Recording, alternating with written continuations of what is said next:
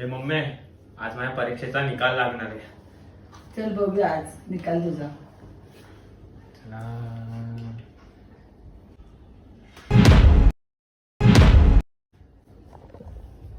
अरे हे का असं लिहून येतो फेल? परत बघ परत बघ.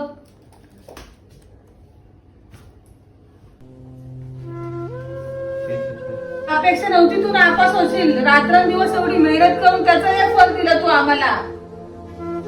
आम्ही बोलायचं आमची मुलं अभ्यास करतात, पास होतील म्हणून आम्ही आपलं रात्रंदिवस काम करतो तिकडे. सकाळी जातो तर रात्री येतो हे रिझल्ट बघायला नापासचा.